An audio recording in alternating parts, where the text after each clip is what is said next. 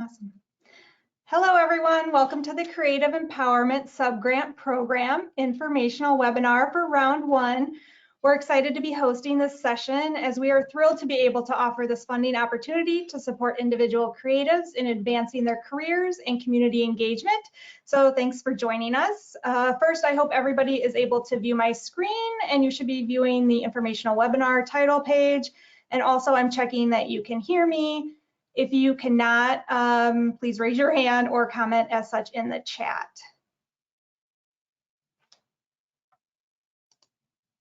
All right, it looks like everything is good to go, so we'll just keep moving forward. Thank you again for being here with us today.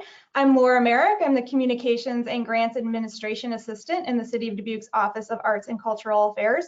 Also joining us on this webinar is Jenny Peterson-Brandt, the City of Dubuque's Arts and Cultural Affairs Manager. We're happy again to be your guides through this educational session and serve as ongoing resources afterwards. Before we dive into the webinar, I do want to share a few housekeeping items. As a reminder, this webinar is being recorded and it will be accessible via a link posted to the Creative Empowerment page in the Arts and Culture section of the city's website. If you're registered and attending, which you are, or if you've registered and weren't able to make it, you're still going to be able to get an email from us with a link to the recording in that. And the documents referenced throughout the webinar, such as the notice of funding, the terms and conditions, application questions, scoring criteria, and matrix, can be found in the handouts section. And additionally, a PDF of the slides from this webinar will be made available, and the documents I just mentioned will be and are available on the Creative Empowerment webpage. I'll show you how to navigate to this webpage and access these documents later in the webinar. And just to highlight again, the Creative Empowerment Subgrant Awards are federal funds, so be sure to review all of the materials and ask questions as we go through. As we go through the webinar, please feel free to enter any of your questions anytime in the question box. We'll be monitoring the questions that come throughout the webinar, and we may choose to respond to the question if it's easily answered, or choose to table the question to address it in the Q&A portion at the end of the session. And if we identify the question as it being best addressed offline after the session, we'll take note and we'll follow up with you afterwards. So we've got a lot to cover, so let's get started.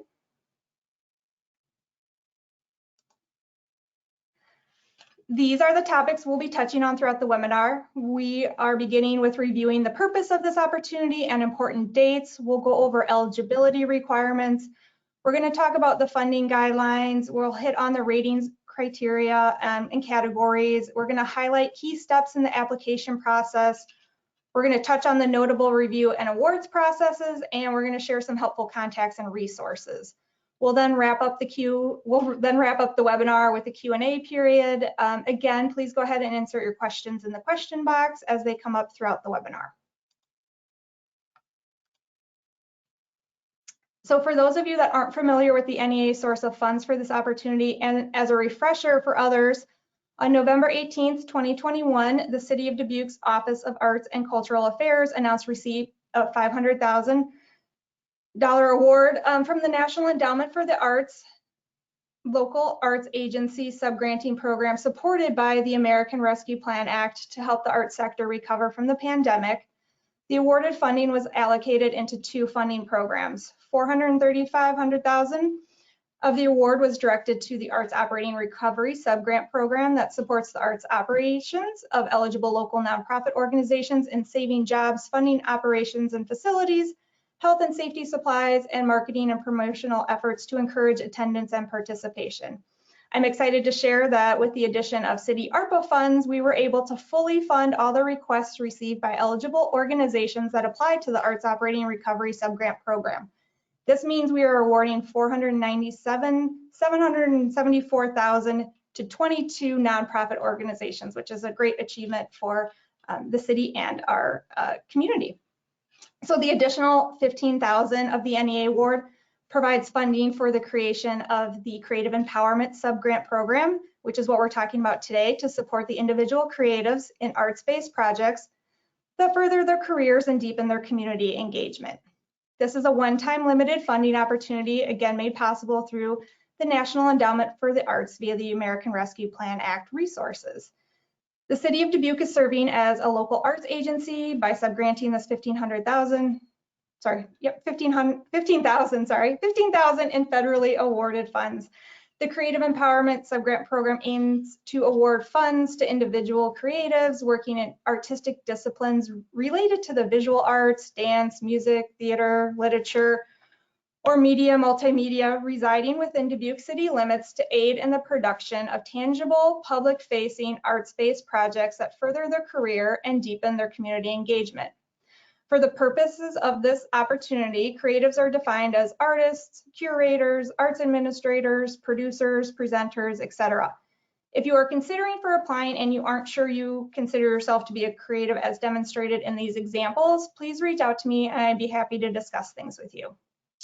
Creative empowerment funds, including stipends, fees, and/or one-time expenses, must support the development or execution of projects by creatives within the defined outcome, with defined outcomes related to career and community development goals that occur within the eligible funding period of performance.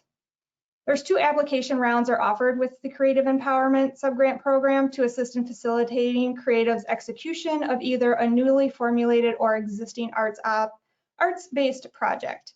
In either case, the execution of the project must take place during the defined period of performance, which we'll go over here shortly. Applicants may submit an application each round, but will only receive funding for one project.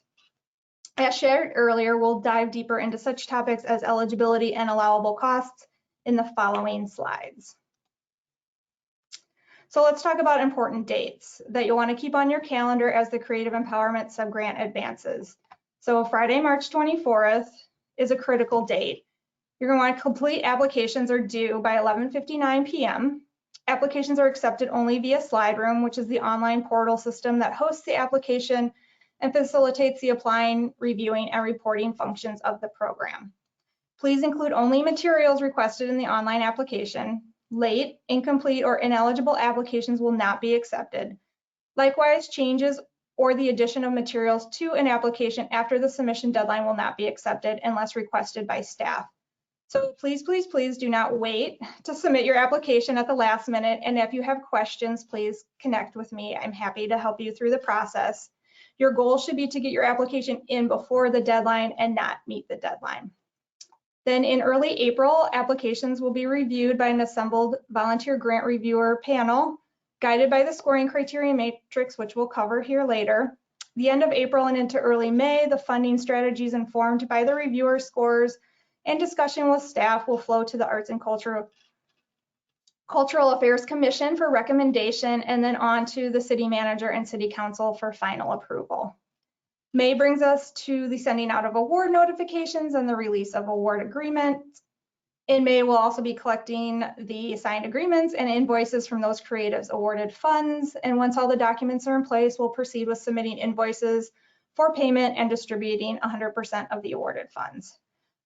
A final report must be submitted within 30 days after the end of the period of performance ends. For this first round, it's going to be March 31st, 2024 is the end of the period of performance. So no later than April 30th, 2024 is the report due. And then the period of performance is just defined as the time frame in which the subgranted funds must be expensed in.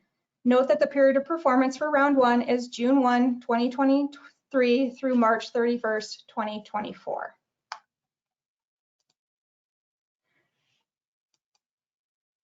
All right, so now we're going to look at eligibility requirements.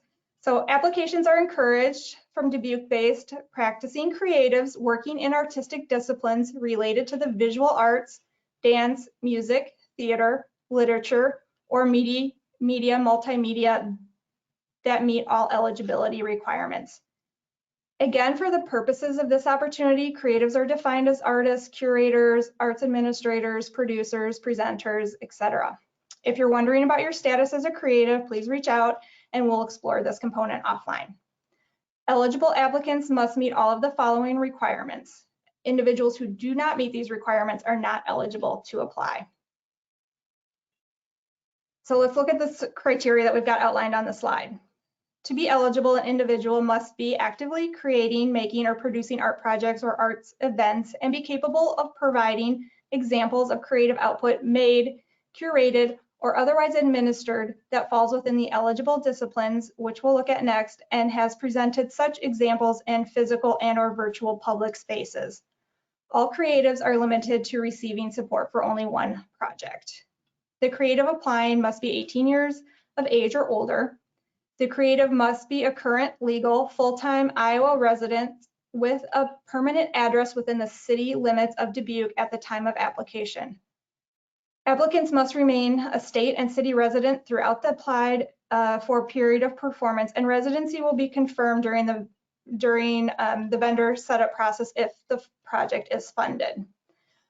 The project proposed must include tangible public-facing outcomes to occur during the applied for period of performance. The project must be initiated and managed by the applicant and not an organization or business. And also wanted to talk about individual creatives who are members of artist teams, bands, dance troupes, or similar creative collectives are eligible. However, the application must be submitted by a single individual on behalf of the group with their individual role in the project proposal clearly stated, as the individual submitting the application will be legally obligated to the terms of the agreement. Groups will be limited to funding one request. So let's take a few moments and go over the eligible disciplines and project types. This opportunity has outlined eligible disciplines that creatives and their work must align with. So we can see on this slide, there's a high-level description of the disciplines.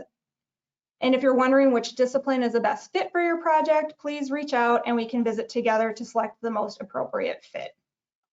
As mentioned, projects must include a tangible public outcome, meaning that the project must have a public-facing component that supports the social and cultural vibrancy of Dubuque as it recovers from the economic and social impacts of COVID-19.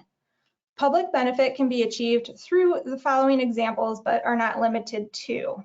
So we have performances, presentations, exhibitions, workshops, trainings, creation, co-creation of work and research in combination with any of the outcomes above. To assist in envisioning what the tangible outcomes component could look like, I'm going to share a few examples. So a visual artist requests funds to purchase supplies and materials and pays themselves to offer a free painting workshop at a senior living facility. The work produced will be displayed alongside the artist's work in public venue. A dancer requests funds to pay themselves to provide free dance workshops for an after-school teen program. The project includes working with the teens to choreograph a new dance piece that will be performed at a public event. Another one is an example is an individual member of a band requests funds to record and market the release of a new album. As part of the recording process, the band offers virtual or in-person trainings on songwriting, sound mixing, or other processes related to the making of an album. Again, the examples I shared are just that, examples, and are being provided to help you identify what your project needs to achieve and not to define it.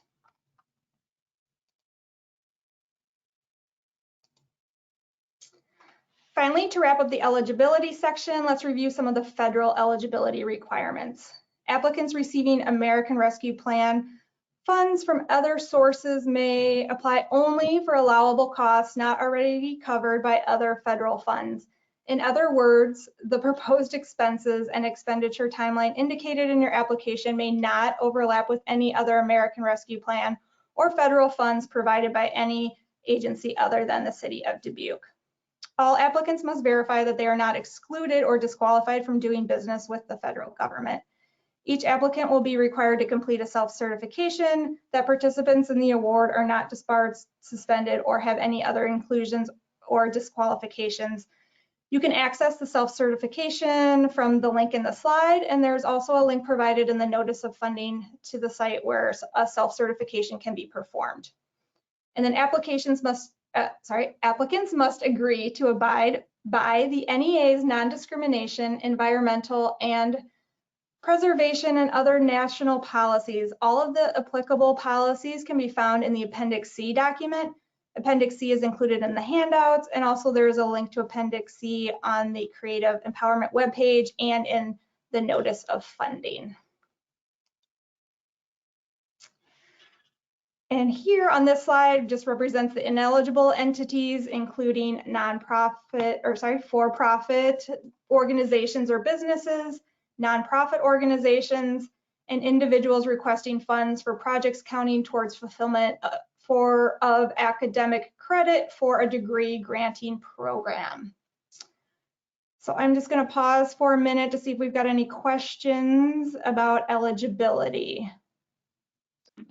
Laura, this is Jenny. We do have a question that I think we should take right now that was posted, which is, would a project initiated by an individual but needing the resources of an organization be considered? I think that is a likely as a scenario that we are anticipating, because we are asking for that public engagement piece of it. So I think it just has to be clear that the project is initiated by the artist, but we understand that you might be partnering with a nonprofit organization to host to put on the public performance of something, or maybe you're leaning on an organization for the use of their stage, or the use of a gallery space, or use of other things that they might have. So we definitely see partnership with nonprofit organizations, but it should be clear that the project is initiated by you, the individual artist, and not initiated by the organization. Excellent. I think that's an excellent question and a great answer, and I completely agree with you on that. Yeah, and maybe I'll take this other one that just popped in quick. If someone, and this might just in general, if someone is applying, if someone is a part of an organization requesting funds from a different city grant program, would that disqualify them? No, that would not disqualify you. Applying for other city funding doesn't disqualify you. It just, but you won't want to have any overlapping costs with that other city program, and you won't want to have any overlapping costs with any other federal program. Perfect. Thank you for answering those. All right, do we have any other questions? Otherwise, I'll move on to funding guidelines. Nope, we're good. Okay, funding guidelines, here we come. All right, so moving on to what we need to know about funding guidelines. The total funds to be distributed over the 2 rounds of the Creative Empowerment Program is $15,000. Awards will be distributed in a way to ensure funds are eligible for each round. The minimum request is $500 and the maximum request is $2,000. No match is required. Funds only cover allowable expenses incurred during the period of performance. For round 1, this is June 1, 2023 through March 31st, 2024. So as we talked about earlier, the Creative Empowerment Funds can be applied for at 2 different times to align with 2 independent yet overlapping periods of performance. So round 1, which is open right now, is open for consideration for projects that will occur between June 1st, 2023 through March 31st, 2024. Application deadline is March 24th of 2023. Round 2 is open for consideration of projects that will occur between October 1, 2023 through March 31st, 2024, with the application deadline being July 14th of 2024. This opportunity is competitive, so funding levels will be impacted by the number of eligible applicants and how applications score. So while applicants may request the maximum award amount, final awards may be less than requested, and applicants with the lowest score may not be recommended for funding. Laura, this is Jenny. Quick before you go on, I just wanted to make sure to point out that on as you were talking, you noted the minimum award request is $500, but on the slide it does say 5,000. So just to clarify that the minimum is 500 and the maximum request is 2,000. Perfect. Thanks for catching that. So I will make that correction before I post the PDFs of the slides. All right, let's focus on the important topic of allowable costs under the Creative Empowerment Subgrant Program. So funds including stipends, fees, and/or one-time expenses must support the development or execution of projects by creatives with defined outcomes related to career and community development goals that occur within the eligible funding period of performance. Funds must directly support costs associated with specific activities or work, such as performances, presentations, exhibitions, training, research, and/or creation of an artwork with tangible outcomes. So I just wanted to note when we're talking about work there, it's in relation to the costs associated with work that is considered a stipend to the artist for the work undertaken and completed. And artist expenses related to public art, such as murals, they must comply with and be approved by the City of Dubuque and the National Endowment for the Arts for its potential impact on historic properties, districts, sites, and the environment to fulfill responsibilities and obligations under the National Historic Preservation Act and the National Environment Policy Act, respectively. If your project falls into this category, when you apply, you'll need to answer in the proposal summary question associated to this with a yes and provide a brief description. I'll then work with you to ensure in compliance, but be aware that when subgrants for public art projects, they will be considered pending until all parties have fully approved the project. So allowable costs in this category are limited to the costs that fall into one or more of these outlined cost categories on this slide, and they are costs that are directly incurred by the project proposed in the application. So we have artist time, which is the cost of the applicant's artist time based on the typically hour rate and estimated number of hours needed to implement the project activities, cannot support children as professional artists. We have the cost category professional services. This is the use of other professional services to support the implementation of the project. For example, contracted artists who support the project, production crew, professional consultants who help with project marketing plans and design. Also, our fees associated with participation in classes, training, workshops, and other project-specific professional development activities. Note that classes or training that result in credits towards a degree are not eligible. Another allowable cost category is materials and supplies. So project-specific expenses for materials needed to complete work for an exhibition, performance, presentation, etc., as described in the application. So we're looking at paint, canvases, paper, materials for costume creation, film, CDs, etc. Another cost category is production expenses. So project-specific costs related to the short-term rental of equipment and/or venue rental, such as rehearsal space, a studio, performance space. Notes cost for home studios or workspaces are not permitted.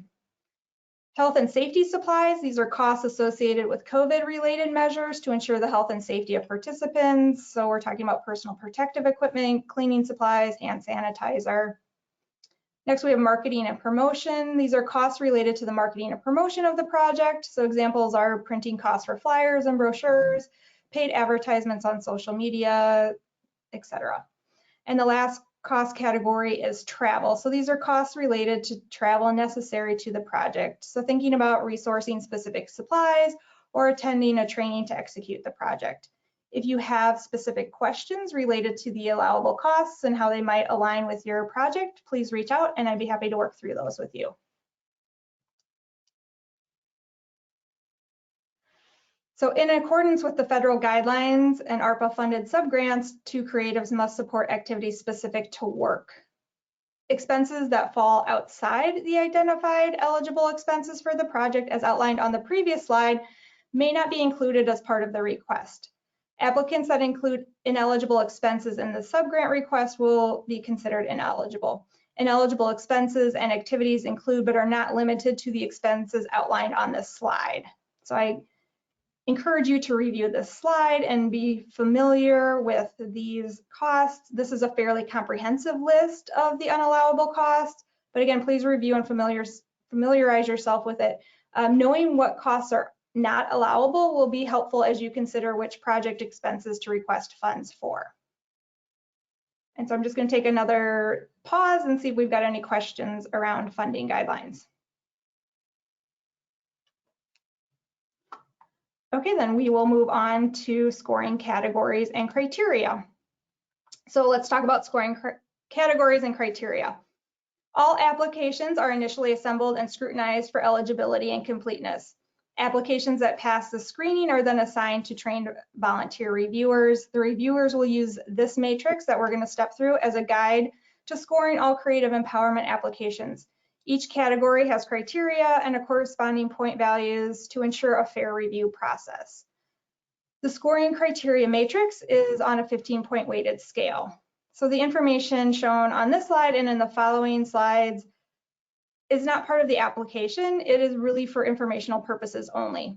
However, it is highly encouraged that as responses to application questions are being crafted and work samples selected, that the information presented in the scoring criteria and matrix document are kept in mind to create a strong application. Additionally, please be aware that reviewers are not necessarily acquainted with you, your work, or the Dubuque community, so be conscientious in your responses, be descriptive, and try to avoid using specific jargon or using acronyms without first defining them. When it comes to scoring applications, they are all assessed in these 5 categories. So we've got the creative profile. This category is used to assess the creative's qualifications. Artistic excellence, what we're looking for and reviewing is the quality of creative work and the capacity to execute the proposed project. Next category is statement of need, artistic merit, and feasibility. In this category, we're looking to see if a clear case is made for the need of as the project applies to career development and constructive community impacts, tangible outcomes, and the ability to produce the project. Diversity, equity, inclusion, and accessibility, also known as DEIA. This assessment takes into consideration the incorporation of DEIA into the project to deliver an accessible project to underserved populations. And the last category is fiscal competence. This category looks at the completeness of the budget, including if the funds requested fall within the guidelines. Each category has a max of 3 points. Total points are determined on a scale of 1, the lowest, to 3, the highest, on which the reviewer will rate responses. Applications are scored on their individual merit, and the scores are not necessarily a reflection or evaluation of the creative and their work overall, but rather an assessment of how well the responses pointedly address the application questions and the applicant's ability to convey to the reviewer a complete and informed picture in support of the ask. While the points are defined per scoring category, in general, a 1 equals unsatisfactory or lacking, a 2 equals meeting or moderately addressing, and 3 equals exceeding or strongly supported. Additionally, I wanted to point out that the applications will be scored on a weighted scale. I'm just re-emphasizing that applications must be reviewed for artistic merit and artistic excellence as a requirement of the National Endowment of the Arts. So to recognize this, both artistic categories carry more weight than the other categories, which we'll look at here in a bit. While we encourage you to put your best foot forward in all categories, it is especially important to do so in the artistic categories. Keeping in mind and remembering that this is a competitive opportunity, so you're going to want to put forward as strong of a proposal as you can. So we're going to jump into looking at the rating criteria in each of these scoring categories. I'm going to move through these pretty quickly as all of this information is provided in the accessible scoring criteria matrix document, and we have a lot more content to touch on. So the first category we're looking at is the creative profile, and I'm going to point out various elements that we will touch on for each category. So the weight for this category that it's assigned to it is 20%. The questions, so you'll see on the slides, that's the weight there, will be there. The question in the application proposal narrative section that directly aligns with this category are questions 1 and 2. So I've outlined those questions on the slides as well. And then the reviewer prompt is the qualifications. Here you'll see qualifications and preparedness of the applicant as demonstrated by the creative profile and the strength of the resume or CV. And then you'll see the matrix at the bottom. And in this matrix, the points and the evaluation criteria for each point listed below. So again, reviewers will utilize the prompts as a guide to inform their scoring. In the matrix, each row represents the scoring criteria for the prompt, question, or questions. So I'll give you an example of how this all comes together. Reviewers will assess the applicant's narrative for question 1 and the submitted resume or CV for question 2, and record the score to which the evaluation criteria, the information provided best demonstrates the applicant's qualifications and preparedness to execute the project. So if I'm applying and I'm aiming to score high, say a 3 in this category, as I'm preparing my responses and application materials, I'm going to keep in mind that I want to do my best to demonstrate active, creative output, which I'm getting from the number 3 criteria, and exceptional capabilities in concept and execution. And I also clearly want to show a record of clear progress through relevant achievements or deliberate efforts to make work accessible to the public.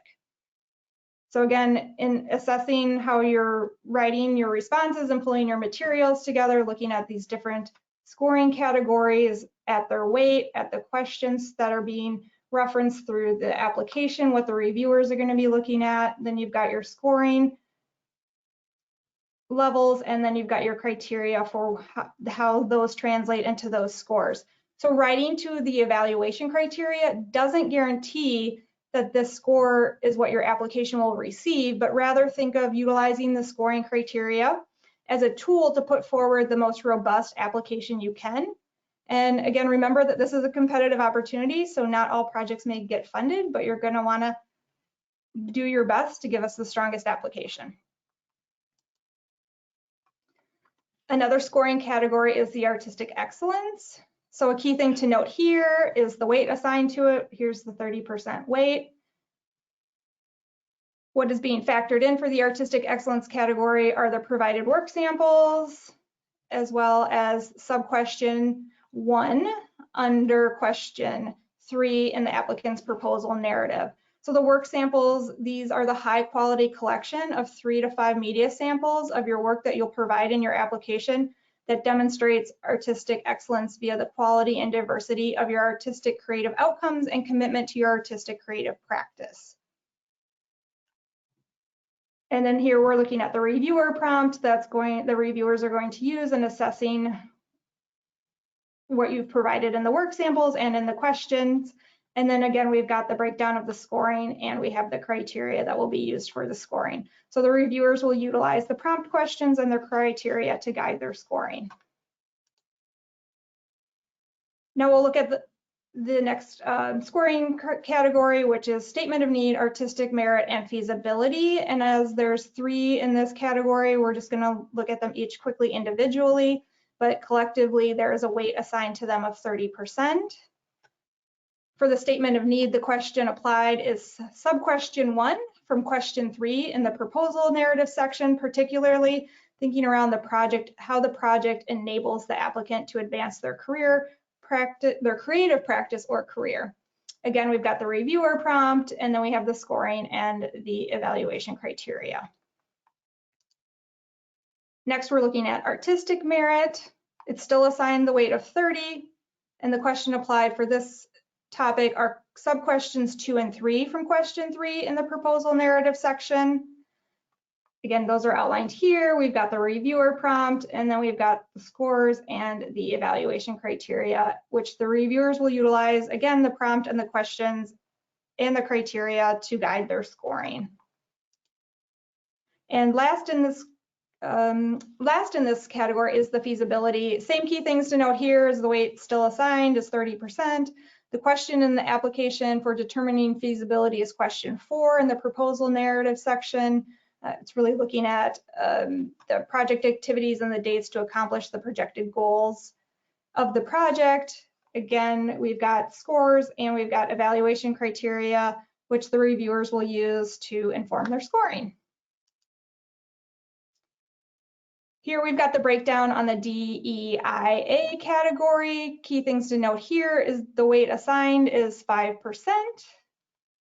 The question in the application proposal narrative that's associated with it is question 5, which we've got outlined there. And let's see, reviewer prompts are also included. And then again, we've got scores and evaluation criteria, which again, reviewers will be using to inform their scoring. And lastly, we have fiscal competence. So key things to note here are the weight assigned to it is 15%. The question in the application finances section that directly aligns with it are questions 3 and 4. So question 4 is the creative empowerment request form that will be submitted. We'll spend some time on this form in the upcoming section. However, this form does need to be completed and uploaded by the applicant, and will outline the itemized eligible expenses and include a brief description of each expense, quantity, rate, unit price, and the amount of funding requested towards that expense. Again, we're going to go over this in just a little bit. And then we've got reviewer prompts for the scoring category, as well as, again, the scores and the evaluation criteria. So I know that was a very quick overview of the scoring categories and the criteria reviewers will be keeping in mind as they review the materials and assign scores. And again, just recommending that as you are crafting your application, that you're keeping all of this information in mind so that you can create the strongest application. So I'm going to pause here for just a minute and see if there's any questions that we can answer on the scoring categories or criteria before we start looking at the application components. Okay. Laura, I don't have a question about. Sorry, go ahead. Oh, Laura. This is Jenny. There wasn't a question about the scoring specifically, but I wanted to grab Louise Camis's question, which was, her let me, please show me all the question, but it has to do with will the city of Dubuque offer its annual arts and culture grant programs? And I'm guessing that Louise is referring to our operating support and our special projects grants programs that we typically offer every year. Will we be offering those again, or do these grants replace those? We do plan to offer those again. Those are recurring, annually budgeted programs. So we are actually working on those guidelines right now, and we'll be releasing those soon. The NEA subgranting programs do not replace those in any way, but really only enhance that funding. I do want to mention that this NEA funding is a one-time only thing, so this won't be something that does happen every year, but just hopefully is there to enhance and just continue to be a catalyst for the arts and culture sector here in Dubuque to just infuse more funding into the community. Perfect, thanks for answering that. All right, then we will move on to application overview and looking at application steps. All right, so we understand that the application process can be an undertaking and maybe even a bit intimidating, but we want to assure you that you can do this and we are here to help you. So in this slide and in the following slides, we'll share some important details, tips, application insights, and how to get support to help streamline the process. We hit on a number of these points earlier in the webinar, but I feel it's important to revisit them. Applications must be submitted no later than 11:59 p.m. on Friday, March 24th, 2023. This is strictly enforced.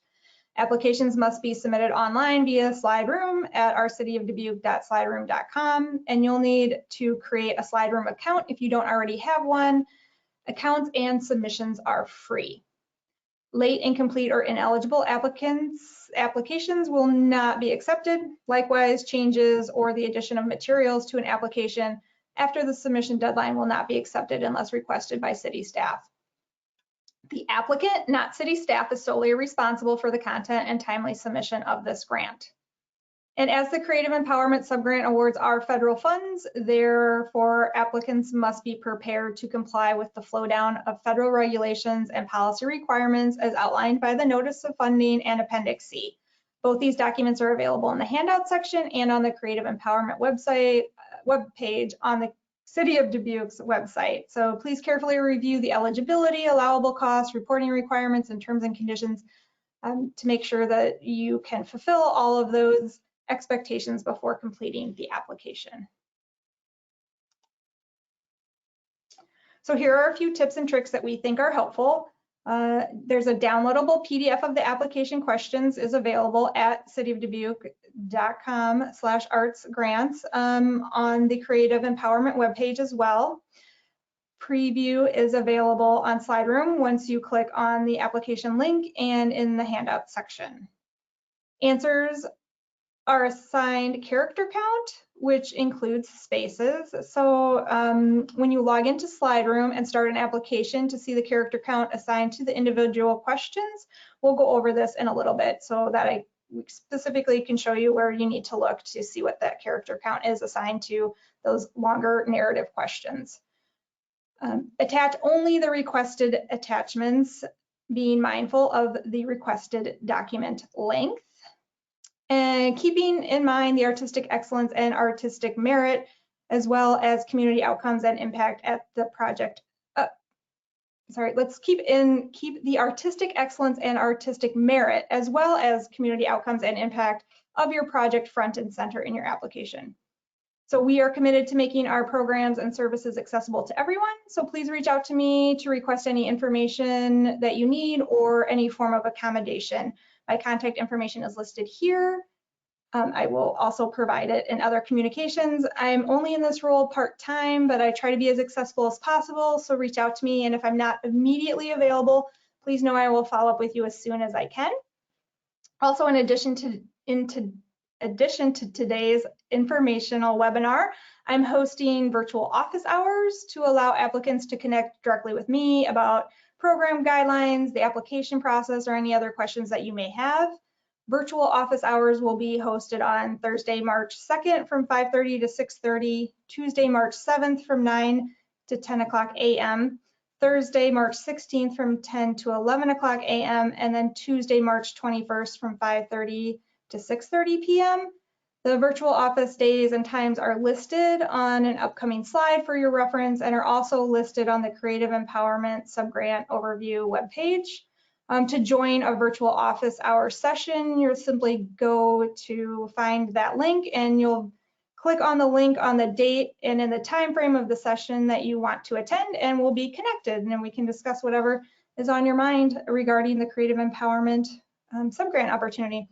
And if you are having technical difficulties with SlideRoom, please reach out to them. We've provided the SlideRoom contact information here. If you have any questions regarding the application or how to navigate it, please reach out to me and I will assist you. So let's step through accessing all the relevant information to prepare for applying, and then we'll go over how to apply. First, it is recommended that you review all the materials provided in support of the opportunity. That includes the notice of funding, terms and conditions, application questions, funding request forms, scoring category, and criteria matrix, and Appendix C. So we've covered the highlights of some of these materials, like the notice of funding, and dug deeper into others, like the scoring categories and criteria. But it is your responsibility as the applicant to be aware of what is presented in the materials. If you have any questions as you review the materials or are working through the application, please reach out to me and I'm happy to provide guidance. Your best resource for accessing all of the documents and other information is on the City of Dubuque's website. So how do you get there, you might ask? If you navigate to cityofdubuque.org and go to the site, and then you click on Doing Business at the top menu, and then select Arts and Culture under the Learn About Dubuque section. It will take you to another page here. And once you are on the Arts and Culture page, or if you've landed here because you went directly to cityofdubuque.org/arts and culture, then once you're here, you're going to go under Funded Programs and click on that left side menu. Then you're going to navigate to the NEA Local Arts Agency Subgranting Information page. And then you're going to drop down and locate the Creative Empowerment Subgrant Overview page and click on that. And then ta-da, once you're on this page, you'll have access to all the program information that you need and other applicable links. So on this overview page, there's lots of other information, but if you scroll down further, you're gonna see that there's all the relevant documents in support of applying, as well as there are links to SlideRoom to access the application. Remember, since Creative Empowerment Subgrant Awards are federal funds, applicants must be prepared to comply with the federal flow down regulations and policy requirements as outlined in the Notice of Funding, which you can find here, as well as Appendix C, which you can find here on the website. So please carefully review the eligibility, allowable costs, reporting requirements and terms and conditions before completing the application. So this is where you're going to find all the pertinent information in preparing for applying. If you require the materials in a different form or you have questions or need guidance, again, please reach out to me and I will be happy to help you out. And as I mentioned earlier, I'm also hosting these virtual office hours on various days with day and evening hours. And you can find the listing of and the links to these virtual office hours on the Creative Empowerment overview page. It's just slightly further down than what we were looking at earlier. You simply click on the link on the noted date that you are wanting to attend during the indicated time, and you'll connect directly with me. Of course, I'm available to provide assistance outside of these listed virtual office hours as well. So now that we've reviewed where to find all the materials and say you reviewed them all, you know that you're eligible, you have a project identified, and you've organized some of your allowable project costs, you're ready to start to apply. So you can arrive at the City of Dubuque slide room page by clicking on the links listed under the How to Apply section on the Creative Empowerment Overview webpage, which we just saw, or you can directly access it by going to cityofdubuque.slideroom.com. So we've got the URL up here. Again, it is highly recommended that you carefully review the eligibility, allowable costs, reporting requirements, and terms and conditions before completing the application. It is your responsibility to ensure that you can implement the subgrant in all ways, full accordance with all the federal regulations and policy requirements. SlideRoom is free to use and there is no fee to apply. However, you'll need to either use an existing account or create an account to start an application. To do that, you're going to click on the Apply button right here, and then you're going to start your application. If you have an existing account and you aren't already logged into SlideRoom, then you can click on this login up here, and it's going to give you a login, separate login window, which you can go ahead and enter in your email and password and go ahead and get logged in. If you need to create a SlideRoom account, you could do so using this sign up for SlideRoom account form after you've clicked the Apply button. And once you've created your application, you'll be directed to advance through, well, I guess once you've created an application, you've applied and you've created your account, then you're going to be directed to advance through all of the required forms, attachments, and the portfolio sections before you're going to submit. So at the top of your application, you'll see that there are 4 parts to be completed. The first is the forms. This is a series of 6 forms that are going to collect relevant contact information, eligibility answers, project summary responses, and responses related to you as a creative, and the project details, including the itemized funding request form. Lastly, you'll be required to attest to various statements related to the content of the application. The second part is attachments. You can provide up to 3 attachments. Attachments are optional and are recommended to include in this section to support conveying professionalism and/or community impact that's not addressed in your application. Examples of supplemental materials might include audience surveys, letter of support, etc. Adding attachments again is optional and at your discretion as to whether or not including additional materials strengthens your application.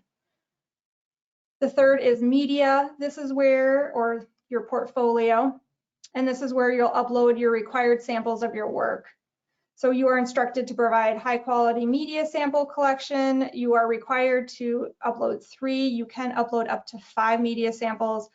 And these are, again, samples of your work that demonstrate artistic excellence via the quality and diversity of your artistic creative outcomes and commitment to your artistic creative practice.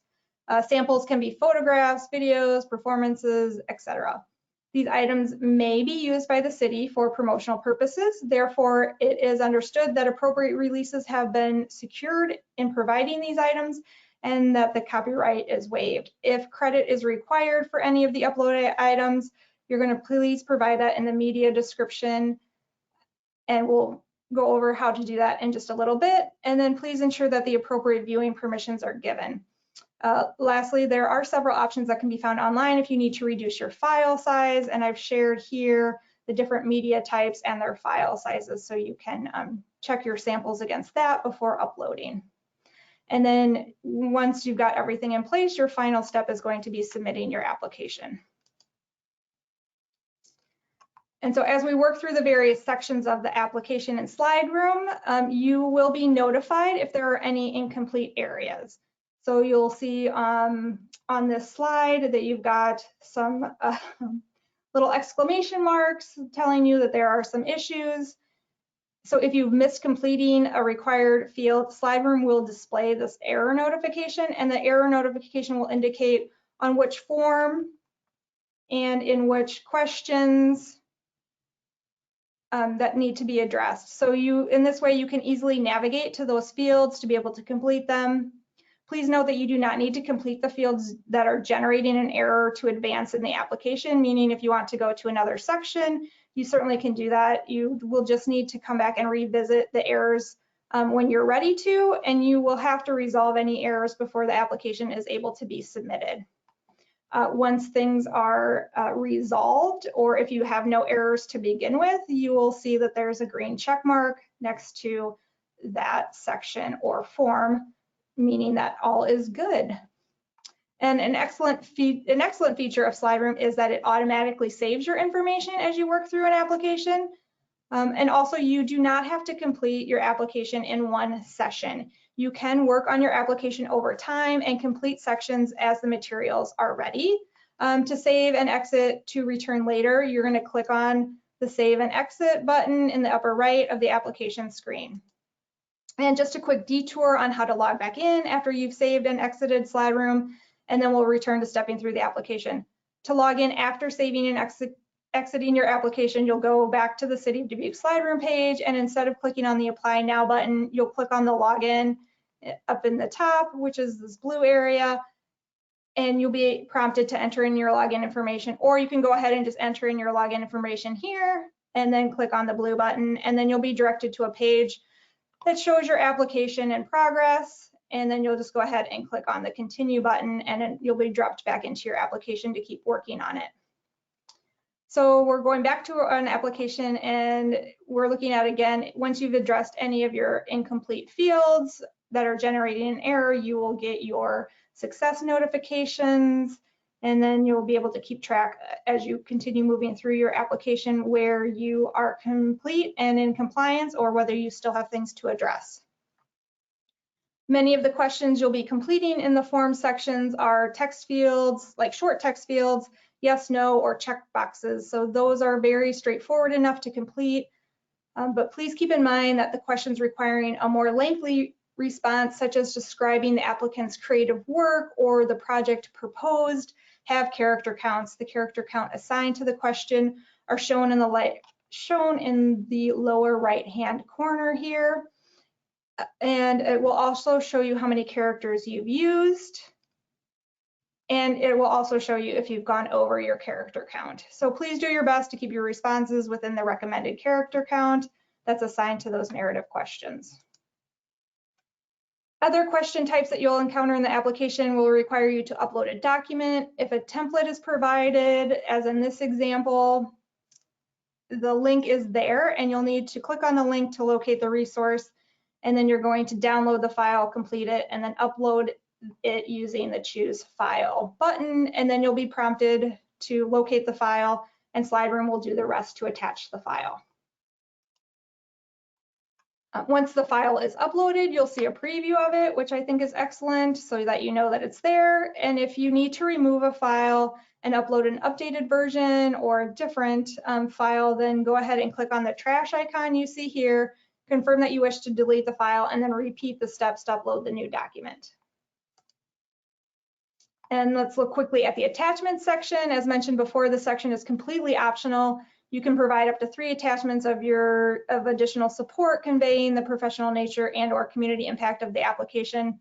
Examples of supplemental materials, again, include audience surveys, letters of support, etc. These materials are not factored into the application scoring, but again, these are optional for you to attach at your discretion as to whether or not you think that including these materials will strengthen your application.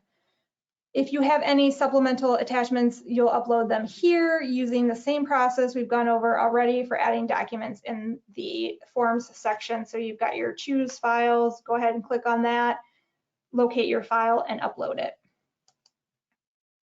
And then in the last section of the application you'll need to complete is the portfolio section. So here you are required to provide a high quality media sample collection of your work that demonstrates artistic excellence via the quality and diversity of your artistic creative outcomes and commitment to your artistic creative practice. At a minimum, you'll need to provide 3 media samples. However, you can provide up to 5 samples. Samples can be photographs, videos, video performances, etc. And we already touched on this a little bit earlier, so I'm not going to go back over all the details, but you'll be able to add your samples by clicking on the Add Media button. And then you'll be able to select the source of your files on the left-hand side. So you'll see like there's all these different sources available from where you can pick your media samples from. And then you'll also see here at the top, there's a list of the file formats and the sizes accepted. So please ensure that the appropriate viewing permissions, if necessary, are given on any of your samples you're going to be uploading or linking to. And then in this example, I've selected to upload 3 images, and you'll see that after I selected them and uploaded them, Slide Room is showing a listing of the files that have been added to the application.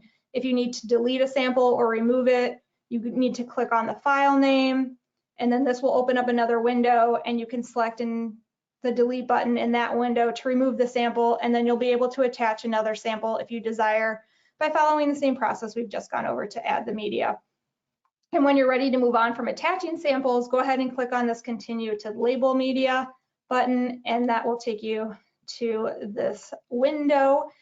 And in this window, you'll be able to edit the title of your sample if you need to and add any additional details.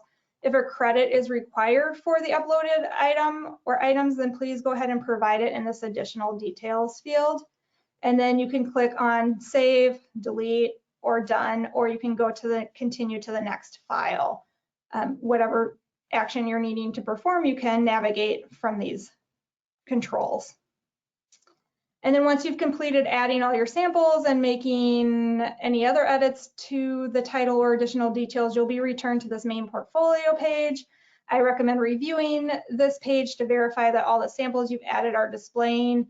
As with most sections in Slide Room, you can revisit the portfolio section to modify any of your samples at any time. However, once your application is submitted, you will no longer be able to make any changes. And so once you've gone through your application, added everything that you want to, you've got green check marks across the board, that you'll know that you've addressed all the required components in order to submit your application. And so even though Slide Room is indicating that your application is complete, please, please, please review your entire application before submitting it to ensure your application reflects all the right responses and all the correct documents that you want it to. Again, your application will not be available for you to modify after it is submitted. So after you've verified everything is as you want it to be, then you go ahead and you can click on the Submit Application button down here, and then here is where you can click to review everything before submitting. And then ta-da, here you have submitted your application successfully. You're going to get a success notification congratulating you on successfully submitting your application. Do we have any questions on application materials or these steps that we just went through? All right.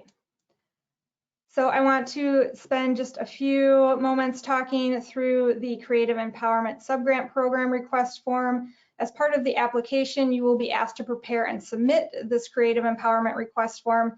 This is a financial worksheet that identifies the budget and individual costs associated with the project identified in your application and the amount of funds requested. So to begin filling out this worksheet, which you're going to access through that link that was available in the earlier steps when we were talking about if there's a template that's associated with the question, you're going to click on that link and it's going to take you to this template to be able to download. And so you're going to be able to fill out this worksheet, and you're going to start with the name of the applicant, which should match the name on the application. The proposal title, again, this should match the title used in the application.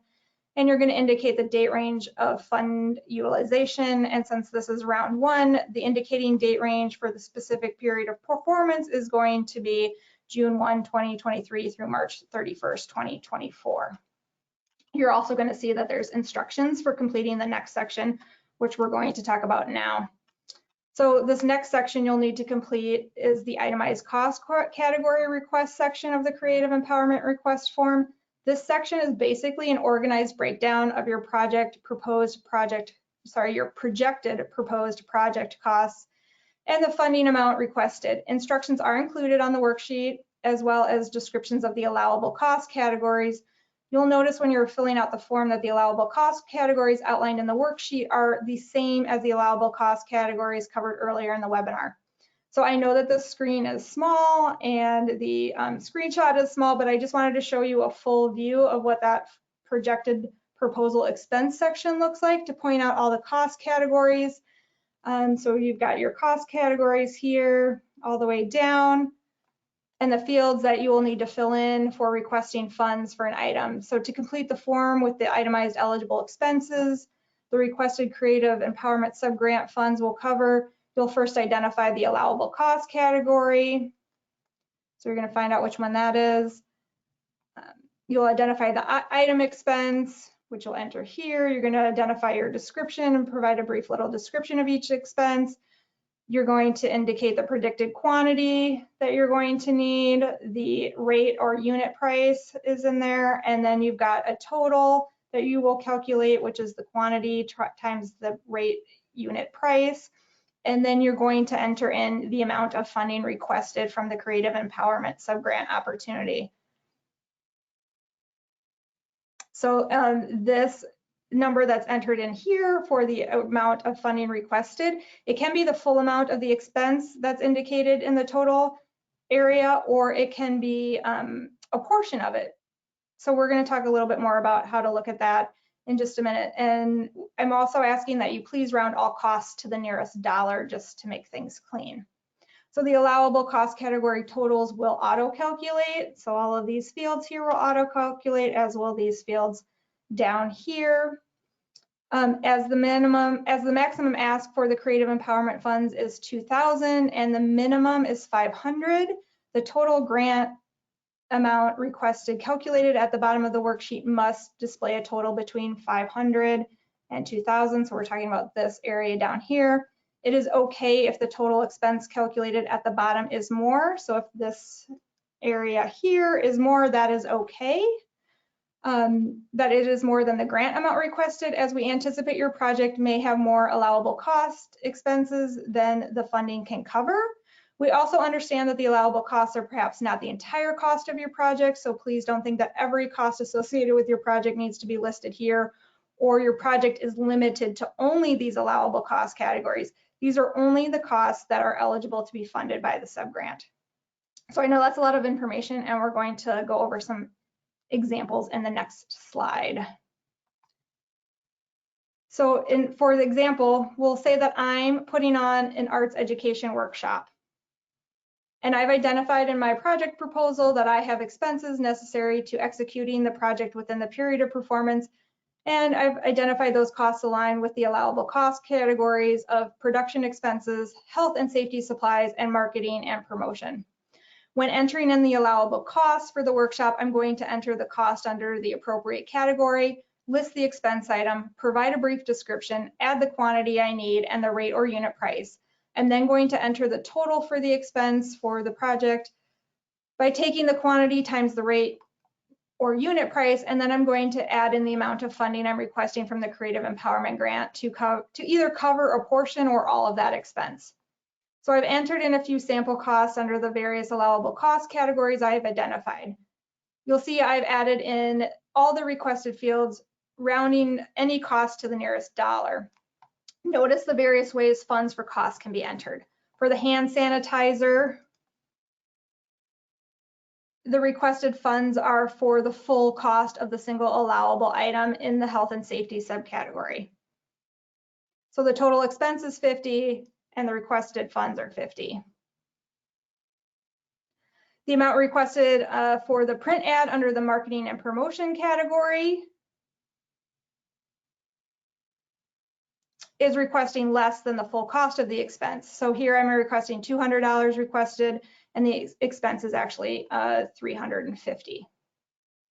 And funding asks for the and then if we're looking up here under the funding asks for the projector and the conference rental, you can see that I've added in that the projector is a $35 total, and the conference room is $500, but the amount I'm requesting is $25 and $225.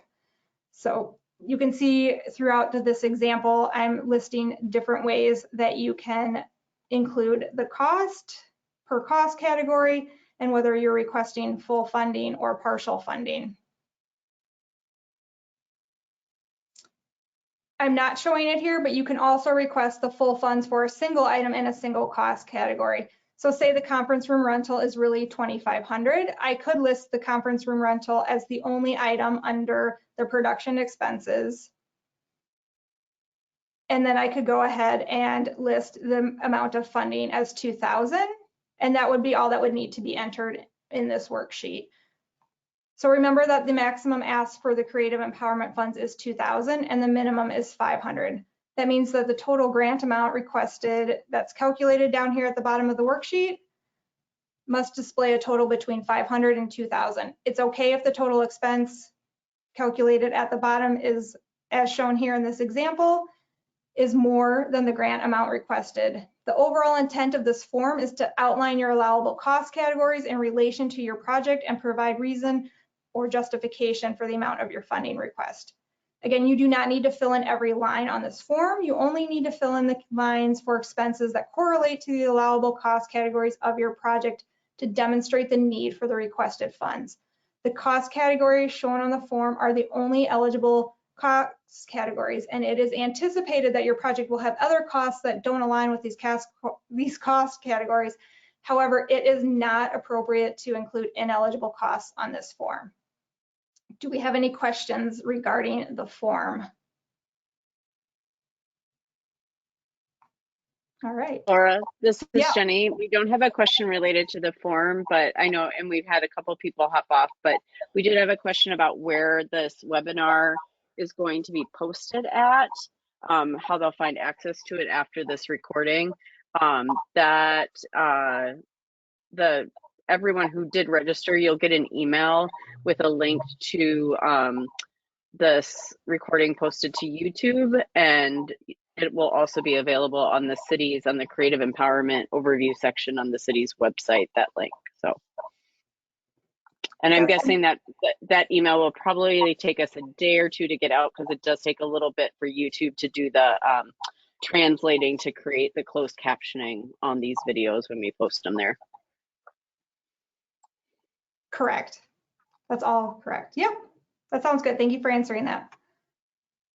Okay, so we've just got a few more slides to step through because I know we're over time, but we'll just go through these quickly. I just wanted to briefly touch on the review and awards process to reiterate this is a competitive opportunity and funding levels will be impacted by the number of eligible applicants and how applications score. So while applicants may request the maximum award amount, final awards may be less than requested. Applications with the low scores may not be recommended for funding. So after the application window closes, staff retrieves all the submitted applications and reviews each for completeness and compliance with eligibility requirements. Staff will reach out to applicants if there are questions and or to request additional information. Staff will provide updates to applicants as to the status of their application and whether it moves forward on to the review process. Eligible applications that move on to the review panel are reviewed by volunteers composed of representatives independent of the Arts and Cultural Affairs Advisory Commission and city staff, and they will review and score applications guided by the scoring matrix we've covered earlier. Scores are then compiled by staff, discussed by staff and the reviewers, and staff presents funding options to the Arts and Cultural Affairs Commission. The Arts and Cultural Affairs Commission then reviews the presented rankings and funding options and makes a recommendation on the funding to the city manager and city council. And next, the city manager and city council review and approve or adjust the Arts and Cultural Affairs Commission's funding recommendation. So once the funding is passed by council, staff will send out award notifications. We anticipate this again to be in early May 2023. The notification will follow with an award letter, a request for a signed agreement, an invoice, and any other required documentation. The award communications will provide further instruction on reporting and recognition requirements. Once all the requested documents are provided, we'll proceed with submitting invoices for payments. Again, subgrants will be paid in full. That means 100% of the award will be released to the creative. And as a reminder, subgrant funds must be used only for the purposes described in the application and incurred during the period of performance. Any changes or modifications to the purpose must be reported to the City of Dubuque in advance. Lastly, staff will manage any public announcements and media communications related to the subgrant awards. And so then just quickly one more time, looking at how we can be helpful for you. We are committed to making our programs and services accessible to everyone. So please reach out to me if you have any accommodation requests or any questions.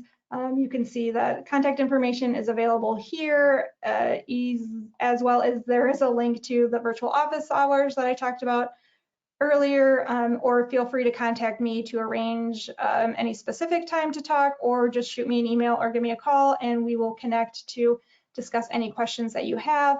I've also provided a list of helpful resources here on the right-hand side. We've got the slide room technical support as well as the resources that we've gone over multiple times in this webinar, whoopsies, and are available in the handouts as well as on the Creative Empowerment overview webpage on the city's website. So that takes us through everything. So do we have any other questions about what we've gone through?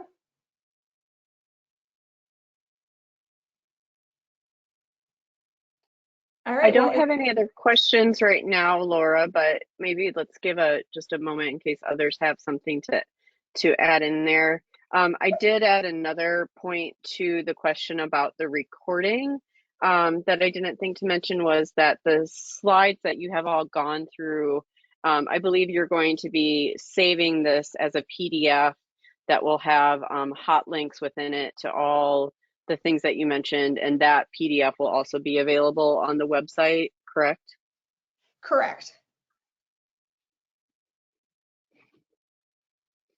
Yeah, so if anybody has any other questions, feel free to add them in the question area and I can read them out.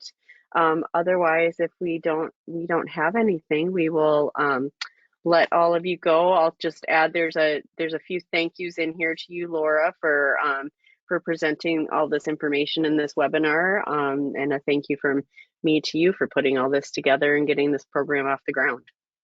Awesome. Well, fantastic. No, I am happy to be here in this role and be able to be a resource for everyone. So yeah, if we don't have any other questions, I'll just thank everyone for joining us. I know we covered a lot today, so again, please feel free to reach out with any questions. We are here to support you, and we look forward to receiving your applications. So that is all from us today. Again, please feel free to reach out, and we look forward to talking to you. Bye, everyone.